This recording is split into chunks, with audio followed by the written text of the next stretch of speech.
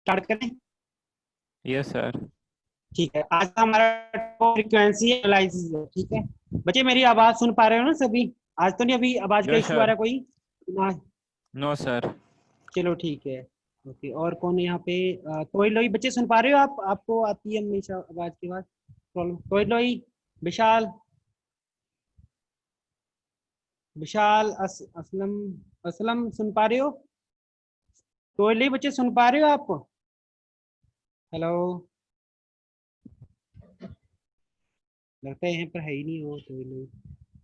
चलो हम स्टार्ट करते हैं। आज का टॉपिक है हमारा frequency analysis. First of all बताना चाहूंगा, frequency analysis perform for random and rear event. जो हमारा फ्रीक्वेंसी एनालिसिस है वो हमारा जो परफॉर्म होता है रैंडम होता है, या अचानक आ जाता है, या फिर रियर होता है, बहुत कम होता है। जैसे कि अभी देखो फ्लड है, फ्लड के आपको रेगुलर थोड़ा आते हैं, है ना? तो ये रेयर होते हैं या रैंडमली इवेंट होते हैं। जैसे कि rainfall and flood are the two hydrological event which occur rare and randomly। इस बात से अभी सहमत हो? इस बात से सहमत हो जो आपका बारिश है और जो फ्लड है, ये दोनों एक टू हाइड्रोलॉजिकल इवेंट ऐसे है जो हमेशा अकर होता है, रेयर और रैंडम। ठीक है, the probability of occurrence of this event is work out by performing frequency analysis. ठीक है, knowing the frequency risk associated with that event if used in the design is worked out, knowing the risk safety can be evaluated। मतलब कि जो आपका frequency analyse है वो event है जो आपके रेयर और रैंडम अकर होते हैं, जैसे कि आपका फ्लड और रेन। ठीक है, ये दो हाइड्रोलॉजिकल ऐसा इवेंट है। ठीक है, जिसको इसको हम फ्रीक्वेंसी एनालाइज बोलेंगे। ठीक है, इसका बेनिफिट क्या होता है? अगर आपके पास फ्रीक्वेंसी एनालाइज आप करते हो तो आपको थोड़ा सा रिस्क ऑफ फैक्टर पता लग जाता है। ठीक है, आप पिछले डाटा से कंपेयर करके नेक्स्ट फ्रीक्वेंसी एनालाइज करोगे तो आपको पता लग जाएगा कि कितने चांसेस है। ठीक है, ये अभी हम आगे फार्मूला जो आएंगे उसमें पढ़ेंगे। ठीक है, कि कैसे कैलकुलेट करेंगे। ठीक है, अगर कोई 10 साल का हमारे पास पिछला रिकॉर्ड है तो आने वाले हमें 5 साल के लिए पता करना है कि हमारे पास कितना फ्रीक्वेंसी एनालाइज का आपका टाइम रिटर्न पीरियड कितना होगा या फिर फ्रीक्वेंसी कितनी होगी। ठीक है, तो पहला पॉइंट डिस्कस करते हैं इसमें। ठीक है, एक और बात, data use in frequency analysis usually annual series. इसमें जो डाटा यूज होता है ना वो एनुअल सीरीज के अकॉर्डिंग यूज होता है, मतलब कि साल का डाटा, एक साल का डाटा एक यूज होगा। ठीक है, फ्रीक्वेंसी आप बात करते हैं, इसमें 2-4 पॉइंट है वो डिस्कस करेंगे। फ्रीक्वेंसी और रिटर्न पीरियड और रिकरेंस इंटरवल, जिसको हम टी से डिनोट करते हैं। ठीक है, यहाँ पे जो टी है वो आपका फ्रीक्वेंसी है या रिटर्न पीरियड है या फिर रिकरेंस इंटरवल है, इसको हम टी से रिप्रेजेंट करते हैं। इसकी डेफिनेशन पढ़ लेते हैं। It is defined as the time interval between the occurring of an event of certain magnitude which is likely to be equaled or exceeded। ठीक है, the following empirical formula are used to find frequency or random period। ठीक है, जो आपका T होता है frequency या return time या रिकरेंस इंटरवल होता है, वो आपका इंटरवल बिटवीन होता है occurrence of event of certain magnitude which is likely to be equal और एक्सीड।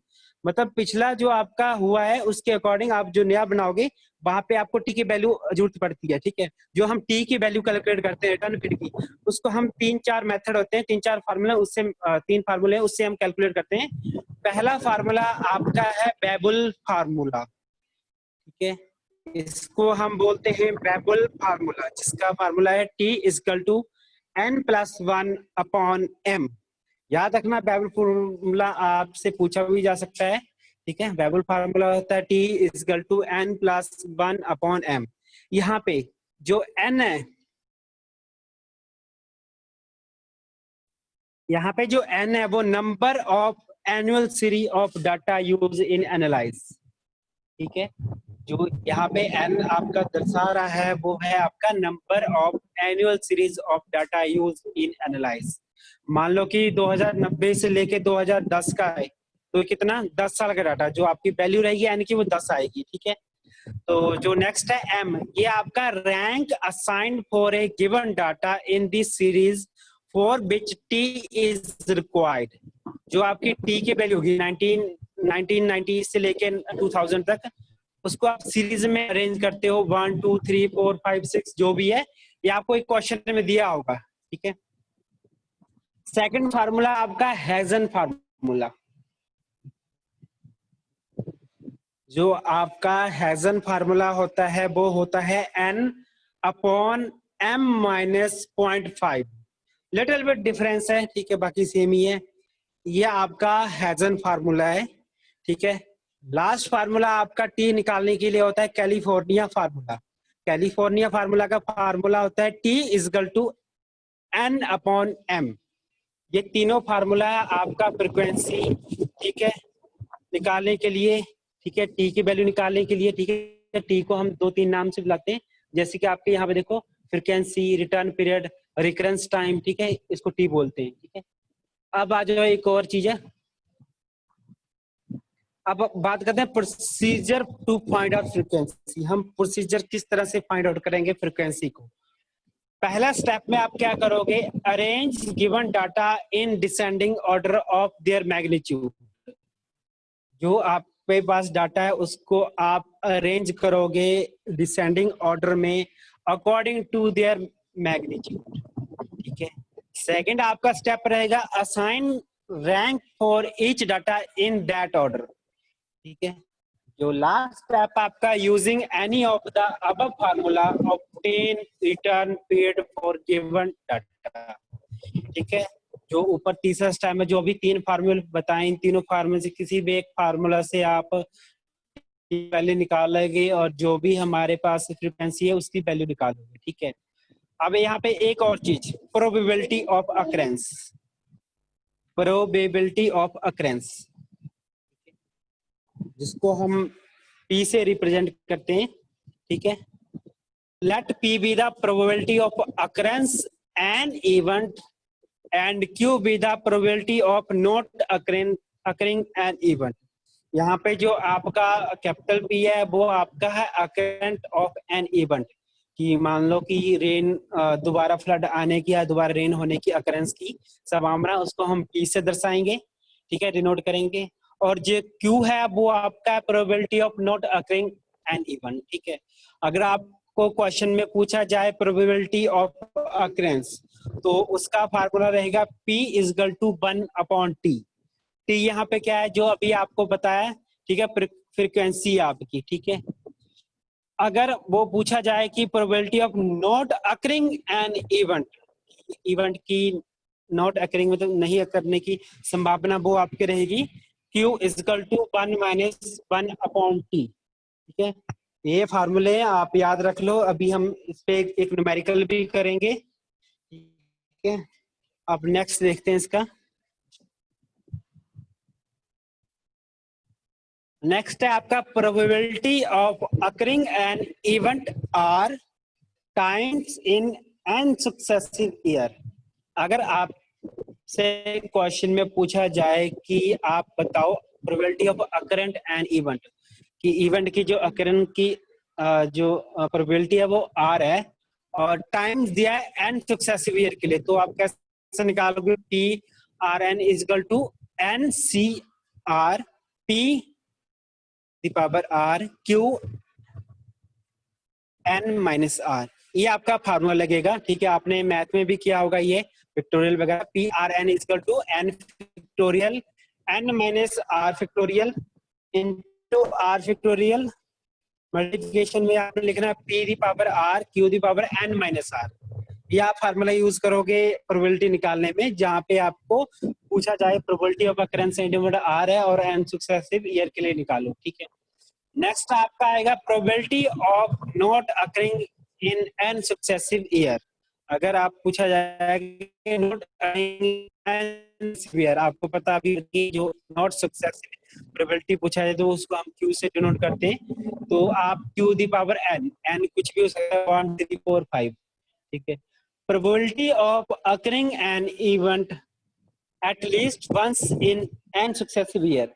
अगर आपसे पूछा जाए probability of occurrence an event at least once in n successive year, तो अगर वन at least वन में पूछा जाए तो आपने क्या करना है, वन में से माइनस कर देना है, 1 minus Q rest power n।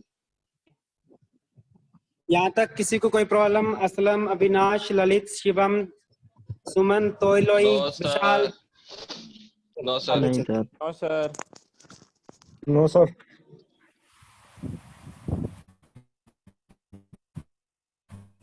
आ जाओ, probability of occurring. Probability of occurring an hydrological event at least once in n successive year.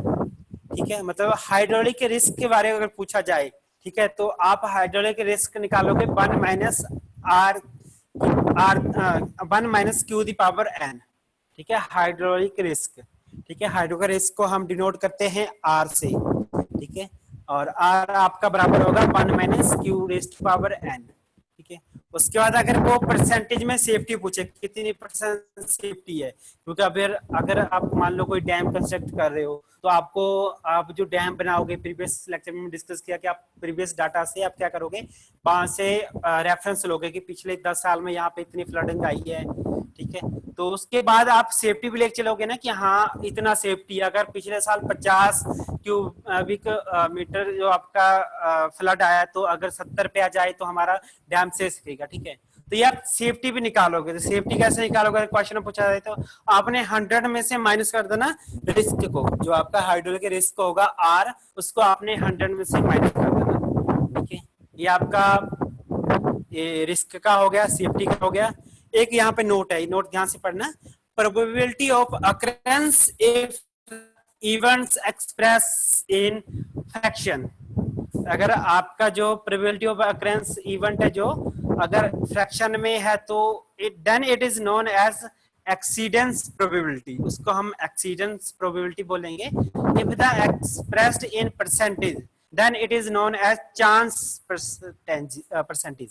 ठीक है, यहाँ तक क्लियर है? फिर हम एक न्यूमेरिकल करते हैं, आपको इजी समझ लग जाएगा। सुमन आप बताओ, समझ लग रहा है? तो लोई आप सुन पा रहे हो? तो लोई? जी सर, जी सर। हाँ जी, तो लोई मेरी आवाज आ रही है? आज प्रॉब्लम तो नहीं आ रही कोई? ना सर, प्रॉब्लम नहीं आ रही सर। चलो ठीक है, जो अभी ऊपर फार्मूले है वो ध्यान से एक बार रिमेम्बर कर लेना। ठीक है, अभी हम एक न्यूमेरिकल करते हैं, उस पर आपको आराम से पता लग जाएगा कैसे ये कहाँ पर फार्मूले यूज होना है। ठीक है, दोबारा समझाने की जरूरत तो नहीं है, सीधा न्यूमेरिकल पे आ जाऊं? Yes sir. चलो ठीक है, चलो ठीक है।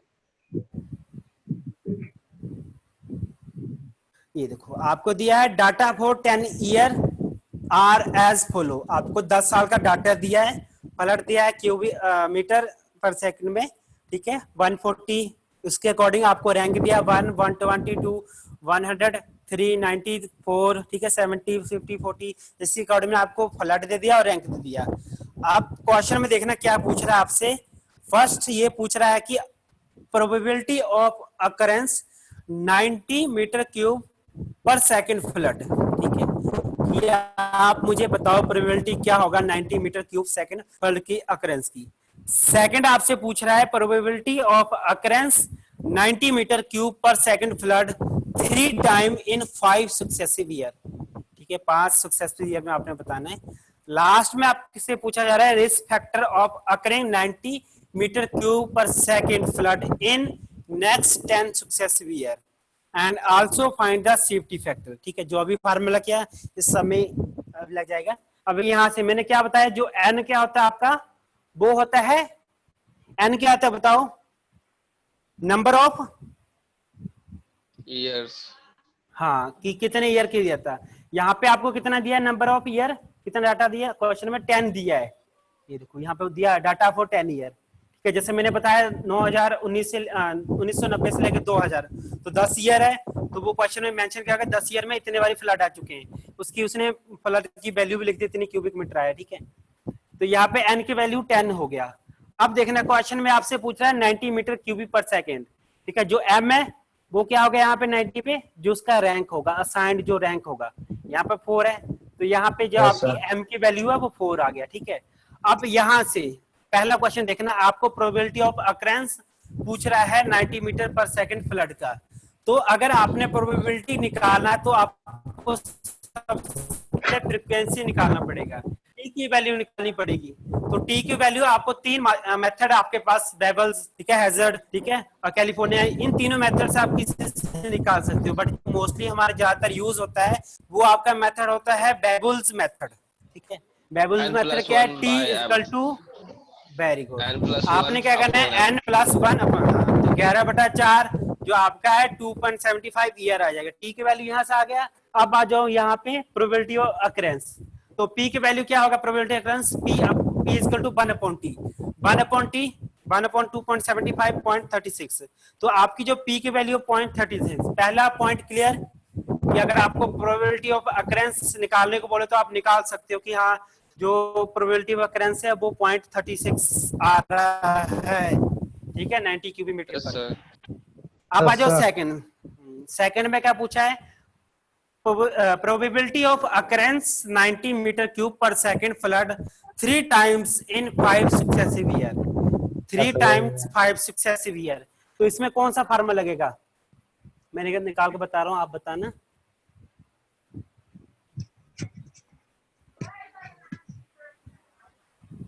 Q बराबर माइनस 0.7। कौन सा लगेगा यहाँ पे फार्मूला बताओ?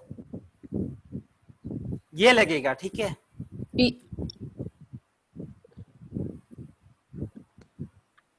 ये उससे पहले आपको क्यों निकालना पड़ेगा, ठीक है, नोट अकरिंग का, क्योंकि आपको अकरिंग का पता लगा, नोट अकरिंग का भी पता होना चाहिए। तो क्यू कैसे निकलेगा? वही 1 माइनस टी पी कर दोगे तो 1 माइनस 0.36.64 आ जाएगा। क्यू की वैल्यू 64 आ गया, 0.64। तो अब निकालना है आपने probability of occurrence 3 times in 5 successive year, ठीक है। तो उसके लिए फार्मूला ऊपर लिखा हुआ था, आपको बताया था क्या करना है, n C r P n Q n minus r, ठीक है। एन की वैल्यू आपको पता है कितनी है, यहाँ पे 5 दिया है, ठीक है। यहाँ पे एन है ना 5 सक्सेसिव ईयर, वो 10 मत ले लेना, ठीक है, क्योंकि यहाँ पे 5 सक्सेसिव ईयर का निकाल रहे हो। तो यहाँ पे एन की वैल्यू आपका जो 5 आएगा, जो आर है वो 3 टाइम्स आएगा, ठीक है। तो सी एन 5C3 पी की वैल्यू आप निकाल चुके हो 0.36, एन की वैल्यू 5 मल्टीप्लिकेशन 0.64 और 5 माइनस 3 यानी एन माइनस आर। तो इसके कैलकुलेट करोगे वो आपका आ जाएगा 2 पहले आ जाएगा 0.02477। जब इसको परसेंटेज में निकालोगे तो परसेंटेज आपका 2.477% आ जाएगा, ठीक है। ये आपका परसेंटेज आ गया, ठीक है। अब वो लास्ट क्वेश्चन में आपसे पूछ रहा है रिस्क।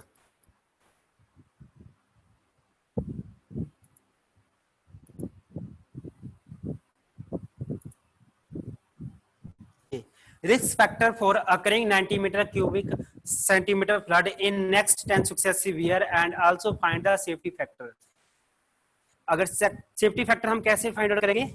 ये रहा, पहले हम रिस्क निकालेंगे, ठीक है। रिस्क कैसे निकलेगा? 1 माइनस क्यू एन, ठीक है। जो आपके क्यू को 1 माइनस क्यू आप करोगे 1 माइनस 0.64, 10 ईयर के लिए बोला गया तो आप 10 ईयर लिखोगे, ठीक है। 0.98847 इसको कैलकुलेट करके इतना आ जाएगा।